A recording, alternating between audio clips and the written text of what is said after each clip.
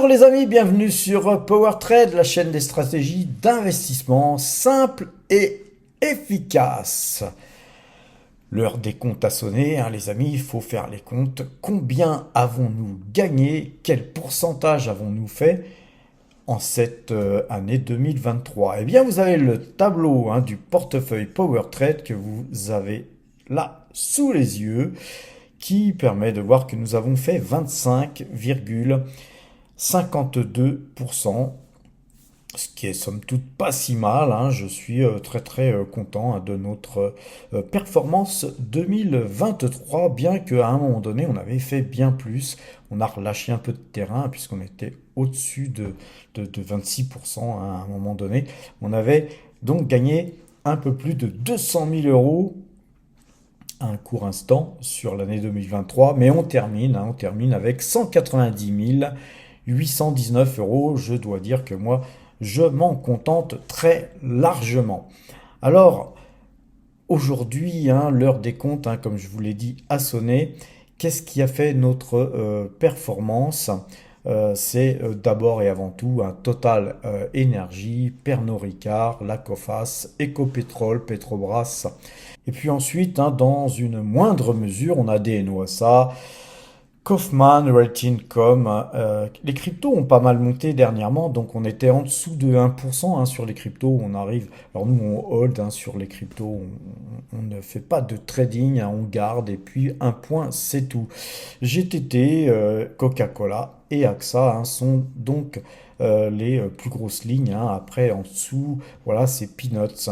Je vous rappelle dans les faits que en fin d'année, Fortuneo a voulu clôturer tous les comptes qui étaient des comptes de société. Donc, nous avions un compte pour la SCI Formosa Investissement. Les SCI, c'est considéré comme des sociétés. C'est des sociétés civiles et immobilières. Mais donc, voilà, il a fallu que nous vendions, je dirais pas en catastrophe, mais rapidement nos titres, puisque Fortuneo nous donnait un mois pour solder ce compte. Voilà. Donc nous avons liquidé toutes les positions sur Fortuneo qui étaient sur le compte titre de la SCI Formosa Investissement, et on a rapatrié quasiment l'intégralité de tous les fonds qui étaient sur Fortuneo sur le Crédit Agricole, ce qui ne nous permet pas actuellement de faire des valeurs étrangères sur le compte du Crédit Agricole.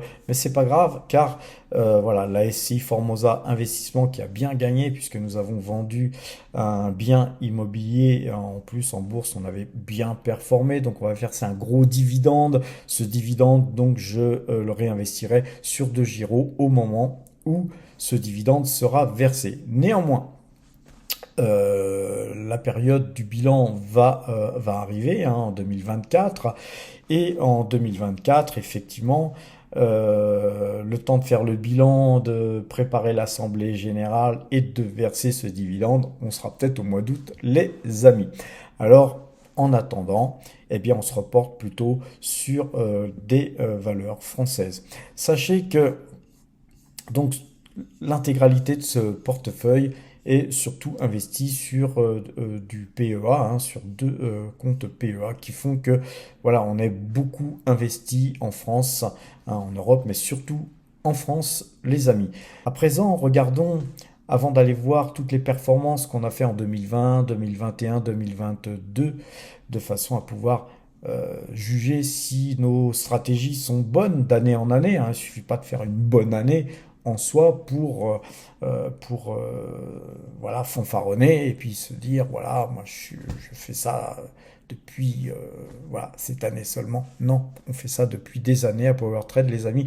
Et le but de cette chaîne, c'est justement de vous initier un petit peu à justement comment fonctionnent les marchés financiers pour faire de même avec vos propres stratégies. Les amis, j'encourage personne à suivre forcément le portefeuille Power Trade. Vous pouvez vous inspirer, mais voilà, je ne suis pas un conseiller financier. Petit disclaimer, je ne suis pas un professionnel de la bourse, même si longtemps j'en ai vécu, en plus de mes activités de salarié. J'ai beaucoup donc capitalisé justement pour me constituer un patrimoine retraite qui officie aujourd'hui puisque je suis en retraite depuis déjà quelques temps. Alors les amis, avant d'aller voir le portefeuille 2024 tel qu'il va être au 1er janvier 2024, nous allons regarder le portefeuille temporaire qui va s'additionner au portefeuille PowerTrade dès le 1er janvier 2024 et on va voir sa performance, mais sa performance elle n'aura été que sur 30 jours, donc voilà, on peut guère faire grand chose sur 30 jours de pertinent, surtout quand on a une avalanche de liquidités qui arrive et qu'il faut investir dans un marché relativement très haussier. Alors les amis, ce portefeuille temporaire, eh bien, il s'est quand même pas mal comporté, compte tenu que nous sommes très peu investis. Nous avions donc attribué 200 000 euros à ce portefeuille, qui est le fruit de la vente d'un appartement qui avait été vendu en 2023, fin 2023. Et donc depuis le 27 11 2023, on avait touché l'argent, le virement avait été fait et j'avais provisionné 200 000 euros de façon à gérer un petit peu cet argent temporairement en attendant de l'additionner au portefeuille PowerTrade afin de ne pas fausser les chiffres et de vous présenter un portefeuille PowerTrade d'une année sur l'autre sans avoir ajouté d'argent en cours de route. Et donc à partir du 1er janvier 2024, ces sommes de 201 238 euros seront donc transférées sur le compte que nous allons voir juste après. Et vous verrez que nos liquidités vont être quand même assez impressionnantes et qu'il va falloir qu'on commence à investir. Et investir effectivement dans un marché haussier, c'est pas évident. Mais voilà, on va voir un petit peu quelle va être nos stratégies par rapport justement au niveau où se trouvent les marchés. Alors ce portefeuille temporaire, il a gagné 0,62% depuis donc le 27 11 2023, c'est-à-dire qu'en un mois, on a fait 0,62%.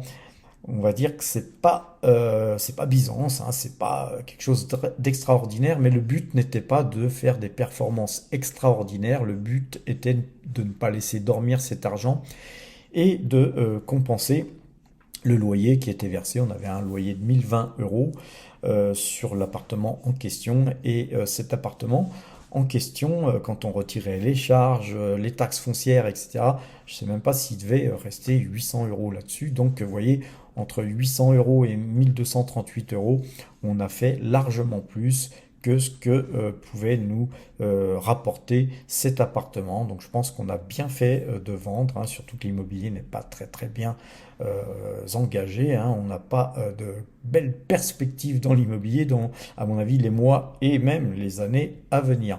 Donc ce portefeuille actuellement, eh bien, c'est 148 146 euros d'espèces. Et voilà, donc on va donc conserver tous ces titres qui ont été achetés depuis le mois de novembre 2023.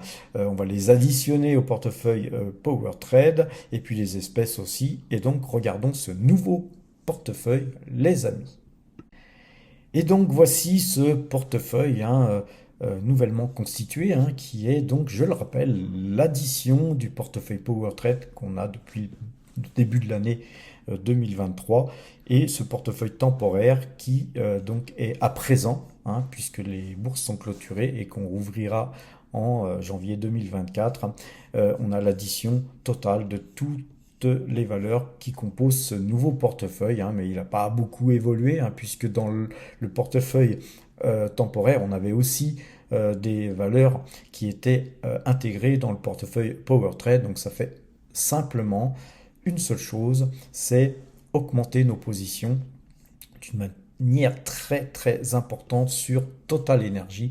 Total Energy, aujourd'hui, c'est 9800 titres, les amis, et c'est 70,23% en termes d'allocation d'actifs. C'est énorme, c'est quelque chose qui n'est pas conseillé de faire, mais voilà, c'est ce que moi j'ai tenté de faire, c'est d'avoir un portefeuille sur les années d'ailleurs passées, mais surtout sur les années à venir, très très concentré sur les valeurs de l'énergie, car vous savez, tant qu'il y a de la croissance, tant que la croissance est là, eh bien, l'économie a besoin de plus d'énergie et Total Energy, c'est justement la valeur par excellence, puisque Total Energy est la seule valeur énergétique qui prend en compte justement cette transition énergétique chère à tous. Alors ce portefeuille, hein, là pour l'instant, il est à 0% puisque nous n'avons encore rien gagné, mais les espèces, c'est 276 000 et quelques euros, hein, donc c'est pratiquement 280 000 euros d'espèces, hein. Ça va être certainement plus de 280 000 euros d'espèces quand Total Energy va verser son dividende, les amis. Car c'est quand même 7 252 euros de dividende que nous allons toucher, les amis. C'est quand même un très très gros dividende, hein, qui est versé trimestriellement, je vous le rappelle. Donc, très grosse conviction forte sur Total Energy. Nous sommes, vous le savez, hein, si vous me suivez depuis quelques temps, très positif sur Pernod Ricard. Nos grosses positions, hein, c'est Coface, Hermès aussi. Et puis encore une fois, Ecopétrol, Petrobras et GTT, hein, donc, ainsi que DNOSA. Vous voyez qu'on est très très investi dans le domaine de l'énergie.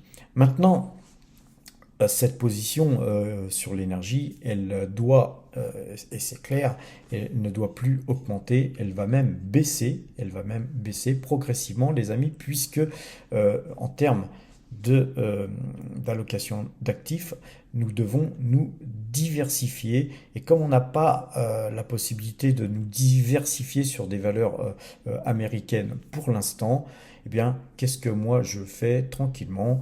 Eh bien, je continue ma stratégie dividende sur des sociétés qui peuvent, à mon avis, encore performer en 2024. Je vous rappelle qu'on a très très bien performé en 2023, qu'on a dépassé de plus de 9% le CAC 40, donc on a performé très largement le CAC 40 alors qu'on est très investi sur des valeurs CAC 40 finalement. Donc, on peut se comparer plus au CAC 40 qu'au S&P 500 finalement. Et bien sûr, on pourrait se comparer au Nasdaq, etc. Mais nous, si vous regardez, on a d'ailleurs actuellement dans le portefeuille aucune valeur GAFAM. Donc, se comparer au Nasdaq, ça serait un peu stupide. Mais effectivement, ceux qui ont investi sur le Nasdaq, eh bien, ils ont beaucoup mieux performé que nous. Mais nous, notre but, c'est pas de faire des performances extraordinaires. Je vous rappelle que nous, notre but, c'est tout simplement d'essayer, bon an, mal an, de faire 20% par an. Et on y arrive relativement bien. On va d'ailleurs aller voir les performances passées, hein, puisque il ne s'agit pas de montrer ce qu'on a fait cette année d'une manière exceptionnelle, mais de montrer que depuis je ne pourrais pas vous montrer depuis 20 ans ce que je fais, ni depuis 45 ans ce que je fais, quoi qu'on va quand même voir le graphique de ce que j'ai fait depuis 45 ans. Mais regardons d'abord ce qui est, on va dire, observable et prouvable en allant regarder mes vidéos que j'ai fait sur la chaîne Power Trade, puisque ces vidéos sont encore donc en ligne. Vous pourrez donc aller vérifier que voilà, ce que je dis, c'est pas du pipeau, hein, puisque effectivement beaucoup de gens sur internet vous conseillent pas vraiment d'acheter, mais ils vous disent j'ai acheté ci, j'ai acheté ça, faut acheter ci, faut acheter ça, mais ils ne le font pas forcément. Et puis quand ils le font, après quelques mois, quelques années après, ils vous montrent ce qui a réussi, mais ils ont tendance à occulter ce qui n'a pas marché, hein, ce qui n'a pas fonctionné. Et nous, à PowerTrade, on montre tout, hein, on montre tout et surtout notre performance et notre performance d'année en année. Donc ça va continuer comme ça pendant des années et vous verrez que globalement, on ne fera pas forcément toujours des bonnes années comme 2023, mais que globalement, on a tendance quand même à performer relativement très bien. Allons commencer par regarder le portefeuille PowerTrade en 2020. Et vous voyez qu'en 2020, c'est assez assez amusant, puisque vous voyez qu'en 2020, on avait beaucoup moins d'argent, puisqu'on avait seulement 509 000 et quelques euros à gérer, et que avec ce portefeuille, nous avions fait 21,88%. Donc on était dans notre objectif des plus de 20%, ou de tourner autour des 20%. Et à l'époque, avec 21%, on n'avait gagné que 100 000 euros, hein, 100 886 euros. Et vous regardez que le portefeuille Power Trade, il était quelque part pareil, mais quelque part grandement différent. Pourquoi? Parce qu'à l'époque, en 2020, nos plus grosses positions elles, étaient très très concentrées sur Total, Coca-Cola, AXA et LDC. Alors LDC, hein, c'est poulet de louer, hein, c'est le poulet. On avait aussi du Air Liquide et du BlackRock, hein, c'était nos plus grosses lignes. Mais encore une fois, on était très très concentré sur Total Énergie, mais une valeur qu'on a tradée. Hein, on n'avait pas toujours 8779 titres, mais une valeur où on a monté en puissance à un moment donné, où justement, puisqu'on était dans justement une période Covid, où on s'est gorgé de Total Énergie à des prix très très intéressants, les amis. Ensuite, Coca-Cola, hein, regardez le prix hein, affiché au 31-12-2020, elle était à 54,84. Voilà, une valeur qui verse un dividende trimestriel. AXA, elle était à 19,51, vous pouvez vérifier hein, tout ça. Et puis beaucoup de trading, hein, on avait beaucoup acheté et vendu des valeurs. Et rappelez-vous, je pense que vous pourrez aller revoir les vidéos que j'ai fait sur Kodak. Kodak avait fait à un moment donné, je ne sais plus de 1600%. Nous, on avait dû se gorger 1000%, mais déjà 1000%, c'est pas mal, hein, les amis, il ne faut pas se plaindre. On avait fait aussi Tupperware, qu'on ne voit plus ici, puisqu'on avait vendu. On faisait du trading sur justement les trackers CAC 40, donc c'était des petites sommes. Et puis voilà, on était sur Apple, B&G Food, Seagate qu'on a beaucoup tradé, Kimberly Clark Corporation, qui était, je crois, la seule valeur où on était en perte sur l'ensemble de toutes les valeurs 2020, j'ai plus souvenir. Mais allez voir les vidéos, les amis, en début d'année. Je fais toujours un petit récapitulatif de tout ce qui a pu se faire sur l'année. Donc voilà, 2020, 21,88% avec 100 000 euros et quelques d'engrangés. Regardons à présent l'année 2021 qui était notre meilleure performance hein, ces 4 dernières années. Alors évidemment, meilleure performance hein, comme beaucoup de portefeuilles, puisque nous étions sur la période après Covid, donc où tout a explosé. Et regardez, Total donc représentait 51,88% de nos allocations d'actifs. AXA, Coface était toujours donc en portefeuille, mais par contre, nous avions des positions très importantes sur Shell Midstream Partner, qui nous a fait gagner beaucoup d'argent en dividendes trimestriels, mais aussi en trading. On avait Taiwan Semiconductor, qui était une grosse position, hein, puisque nous avions 4,81% de nos allocations d'actifs sur Taiwan Semiconductor. On avait une grosse position aussi sur Realty Income, ensuite du Bouygues, L'Oréal, etc. Mais on voit que ce portefeuille, en 2021, il avait beaucoup plus de valeur qu'en 2020 et que globalement, nos espèces étaient de 3%. Et donc voilà, on avait un portefeuille qui était beaucoup plus diversifié, hein, beaucoup moins homogène hein, que le portefeuille 2020, mais une performance de 30,54%. 30,54%. Donc une très très belle performance qui était très légèrement de mémoire inférieur au CAC 40 qui avait gagné lui aussi, je crois, un peu plus que 30,54% en tout cas.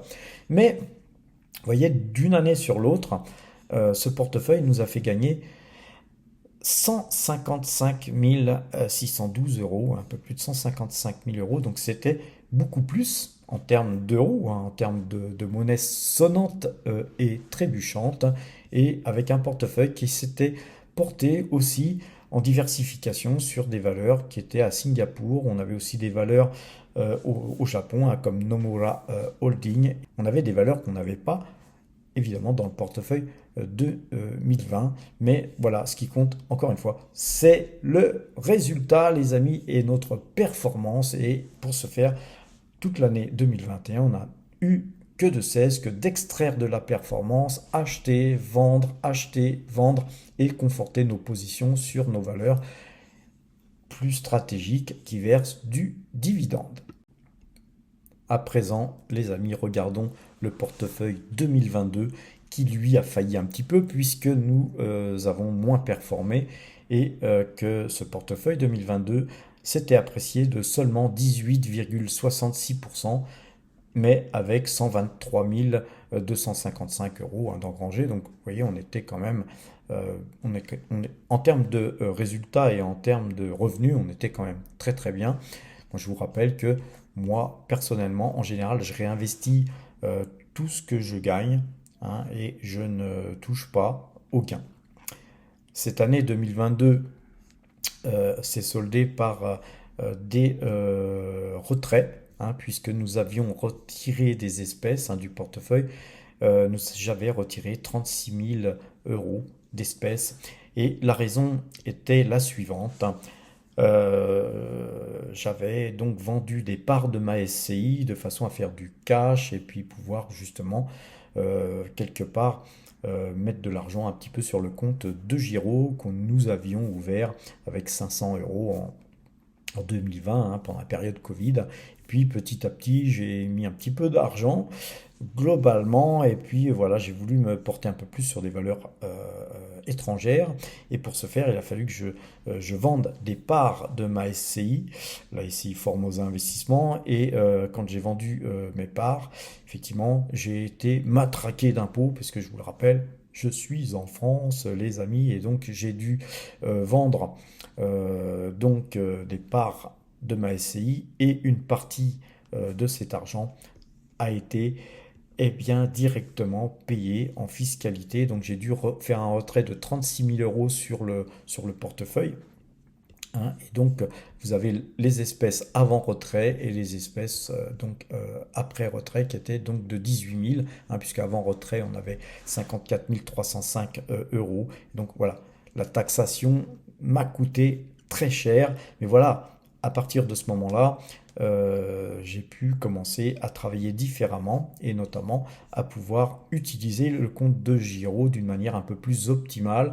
Ce que nous allons faire d'ailleurs, les amis, je pense au mois d'août 2024, puisque la SCI Formosa, hein, cette même SCI dans laquelle j'ai vendu des parts à un moment donné, puisque j'ai des actionnaires, hein, dans cette SCI, eh bien, à un moment donné, nous allons verser un gros dividende, puisque nous avons gagné pas mal d'argent cette année avec le fruit de la vente d'un appartement. Donc, le fruit de ce dividende ira en majorité sur justement le compte de Giro. Alors, ce portefeuille 2022, eh bien, on le voit encore, il est très investi sur Total Energy, mais beaucoup plus sur Taiwan Semiconductor, qui était 4,47% de l'ensemble de nos allocations d'actifs. Et on voit qu'on était encore sur L'Oréal et Bouygues. Mais alors pareil, hein, allez voir mes vidéos, des valeurs que nous avons achetées, vendues plusieurs fois. Schneider, qui a disparu depuis, qui a été aussi acheté, vendu plusieurs fois. Et Coca-Cola, même chose. Petite position sur Petrobras, hein, qui a commencé à voir le jour, hein, une valeur que j'ai découvert en 2022 justement. Et puis voilà, tout un tas de valeurs que nous n'avons pratiquement plus en portefeuille, hein, comme Airbus, Seb, Rubis.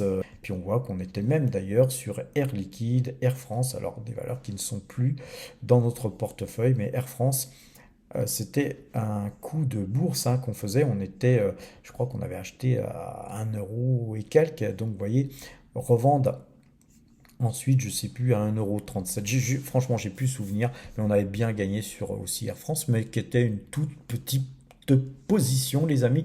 Ce qui compte, hein, c'est sur des petites positions, quand on fait des grosses plus-values, eh bien, elles s'additionnent, hein, c'est les petits ruisseaux qui font les grandes rivières, comme j'aime bien le dire. Et puis ensuite, ces grandes rivières, on les réinvestit dans des valeurs dans lesquelles nous avons euh, une conviction forte. Alors à ce moment-là, on avait aussi beaucoup gagné sur Genko Shipping, on avait gagné sur KHC Japan, des valeurs que nous avons soldées, hein, on est complètement sorti. La seule valeur, vraiment notre seul flop, c'était Yoshitsu, que nous avons d'ailleurs encore en portefeuille. On avait Thai Beverage qui n'est pas vraiment un flop, hein, puisque Thai Beverage verse un dividende trimestriel.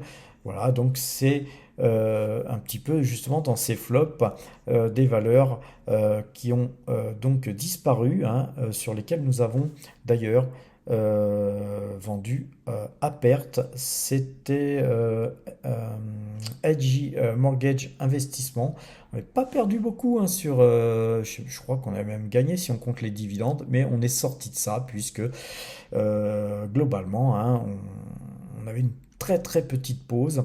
Sur aussi Eutelsat, on était sorti gagnant, fort heureusement, puisqu'on avait fait un petit coup de trading là-dessus. Voilà. Là où on a perdu de l'argent, je crois, c'était Amundi Emerging Asia. On avait perdu, mais pas grand-chose.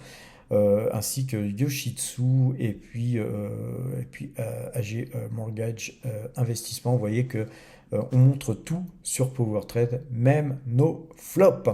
Alors, maintenant qu'on a vu le portefeuille 2022, alors avant de regarder notre dernier portefeuille, qui est le portefeuille débutant, en fait, hein, quand on fait une moyenne sur ces 4 dernières années, que vous pouvez, d'ailleurs, je vais vous mettre les liens en description, comme ça vous pourrez aller voir les vidéos, les amis, des portefeuilles en question d'année en année, eh bien c'est 24,15% qu'on fait comme performance annuelle en moyenne. Et voilà, donc on est dans notre objectif permanent, hein, toujours d'essayer de faire du 20% minimum par an. C'est pas toujours facile, hein, je le conçois, surtout en début d'année, puisqu'on repart, on remet les compteurs à zéro, les amis. Mais voilà, donc vous avez vu le portefeuille tel qu'il sera au 1er janvier. Vous avez vu notre début de stratégie, je vous ai montré quels sont les titres en portefeuille. Et puis, ben, avant la fin de l'année, d'ailleurs, je vous ferai un petit topo, hein, je vous montrerai un petit peu les valeurs que j'ai dans ma watching list lors d'une prochaine vidéo, hein, parce que je ne voudrais pas que cette vidéo dure non plus très longtemps. Alors, regardons pour terminer, les amis, le portefeuille débutant, hein, pour tous ceux qui justement nous découvrent, hein, sur PowerTrade. On axe toujours euh, le fait de vous éduquer financièrement, les amis, pas seulement de montrer un portefeuille, hein, ça n'aurait aucun sens que de montrer un portefeuille tous les jours avec les variations, hein, que je vous montre, hein, tous les jours, tous les jours, tous les jours, si ce n'avait pas une vertu éducative. Dans un premier temps éducatif pour justement vous inspirer de ce que font certains, hein, puisque si vous avez personne dans votre entourage qui fait ça, eh bien vous ne le ferez jamais. Donc YouTube permet justement de pouvoir montrer certaines choses. Moi j'ai appris beaucoup de choses, hein, sur YouTube avec des tutos, hein, notamment comment faire des vidéos, comment enregistrer mon écran, quel type de micro acheter, etc. etc. Donc YouTube c'est vraiment une richesse pour pouvoir apprendre des choses. Et la première des choses, les amis, que je pourrais vous conseiller, c'est apprenez, investissez sur vous d'abord, ensuite épargnez, hein, si vous souhaitez vous faire justement un petit portefeuille bourse pour commencer à l'image de celui que je vous montre actuellement, hein, le portefeuille PowerTrade, qui est notre portefeuille porte-drapeau, dirais-je. Si vous souhaitez acquérir, construire un portefeuille tel que celui-ci, eh bien, il faut commencer avec un portefeuille comme le portefeuille débutant. Et le portefeuille débutant que je vous montre là, lui, eh bien, il a gagné en termes de volume 468,40%. depuis le 1er janvier 2023. Hein, nous avions démarré ce portefeuille avec 350 euros. Et aujourd'hui, nous avons 1989,41 euros, les amis. Donc ce portefeuille, effectivement, il a gagné 468,40%. Mais ce ne sont pas des gains en bourse que nous avons gagnés, bien qu'une partie de ces gains ont été générés par Total Energy, dividendes versés par Total Energy, BNP, ainsi que dividendes de Alibaba et la hausse du titre Alibaba aussi. Donc une partie de ce résultat, c'est effectivement de la performance, mais la plus grosse partie, elle vient des Google AdSense, puisque ce portefeuille débutant, c'est un portefeuille où tout ce que nous gagnons grâce à la chaîne PowerTrade, et donc les amis, grâce à vous, et j'en profite puisqu'on est en fin d'année pour vous remercier tous, car beaucoup de vos messages me font chaud au cœur. Hein.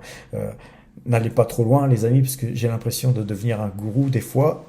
Je ne suis qu'un simple investisseur. Ce que je fais, vous pouvez le faire. Il suffit de vous former, tout simplement, d'étudier voilà, des valeurs d'une manière fondamentale. Et puis ensuite, l'analyse graphique. Hein, je suis beaucoup plus spécialisé en analyse graphique, mais n'empêche que avant d'opérer sur une valeur, je fais aussi du fondamental. Et évidemment, avant d'investir, je veux que les valeurs qui sont dans le portefeuille PowerTrade soient des valeurs de qualité. Quelquefois, quand on a beaucoup gagné, comme en 2023, on s'autorise à faire des stratégies, on va dire, beaucoup plus risquées, ou des stratégies de trading, où on se dit, voilà, j'achète là, et puis on va aller certainement ici, et puis par contre, si jamais ça se passait mal, bien je couperais un peu plus bas, avec peut-être une perte de 50% même sur ce titre, mais même quand bien même ces titres iraient à zéro, et je parle là de Téléperformance et de Alibaba, qui sont les deux valeurs sur lesquelles nous avons pris des risques, puisque ce n'est pas le genre de valeur que nous avons habituellement dans le portefeuille PowerTrade.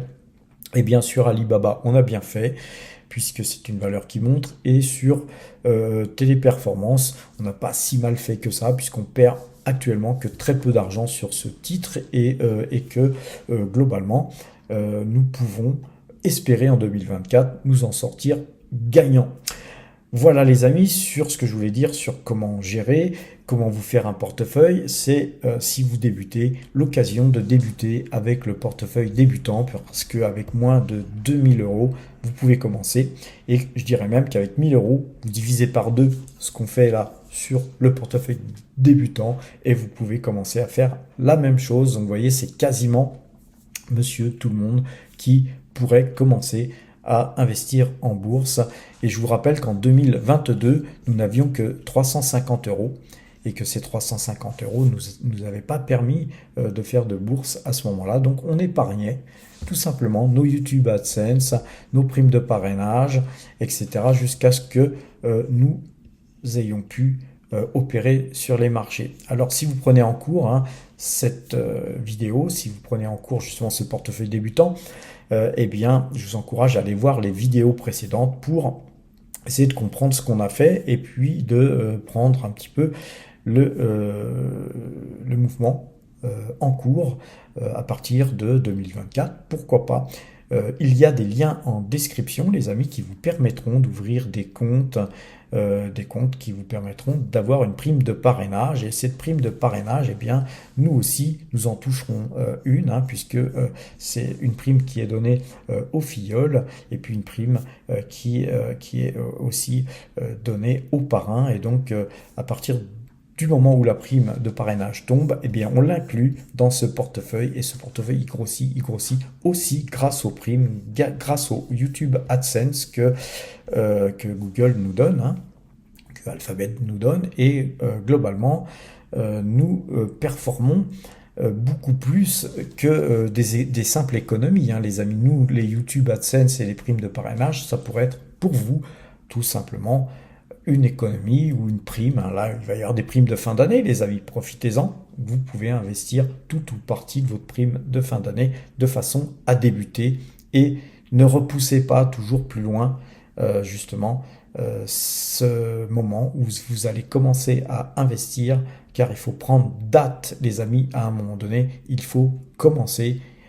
Sans quoi, dans 10 ans, vous serez toujours à vous plaindre.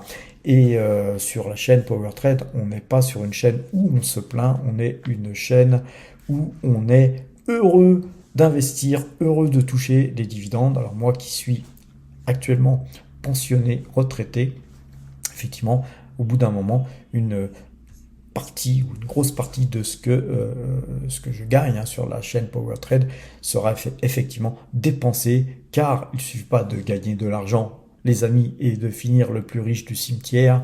L'argent, c'est fait surtout pour justement améliorer votre quotidien ou améliorer le quotidien de ceux qui vous entourent, de ceux que vous aimez. Alors les amis, sur ces bonnes paroles, je vais vous souhaiter une excellente fin d'année 2023, une excellente, une superbe fin d'année, et surtout aussi, on se reverra de toute façon entre-temps et après, une très très bonne année 2024. Alors moi, l'année 2023 se termine très très mal. Tout le mois de décembre a été une horreur. D'ailleurs, depuis que je suis revenu de Thaïlande, ça a été très très dur, de par le changement de climat déjà, mais ensuite la vente de l'appartement, là justement, qui a constitué le portefeuille temporaire, avait causé plein de soucis. Mais enfin, on a réussi à vendre. Maintenant, j'ai des problèmes puisque le notaire a mal rédiger l'acte. Il va falloir rédiger l'acte au niveau de l'imposition, donc puisque je suis à l'IS, sur la société, sur la SCI Formosa Investissement. Donc tout ça, c'est des tracas administratifs. J'ai horreur des tracas administratifs et je suis en plein dedans. Puis ensuite, j'ai eu plein de problèmes. On m'a tiré mon portable dans le métro. Là, je viens de me niquer les ligaments croisés. Donc en plus, on est en fin d'année, donc je vais devoir attendre début janvier pour aller voir un médecin spécialisé à ce sujet, car effectivement, les ligaments croisés, c'est extrêmement douloureux, les amis. Et donc, je termine l'année relativement difficilement, d'autant qu'on avait bien performé et puis qu'on redonne un petit peu de terrain. Donc voilà, en tout cas, on a gagné beaucoup de pognon, les amis, et c'est ça qui compte, les amis. À très bientôt, portez-vous bien.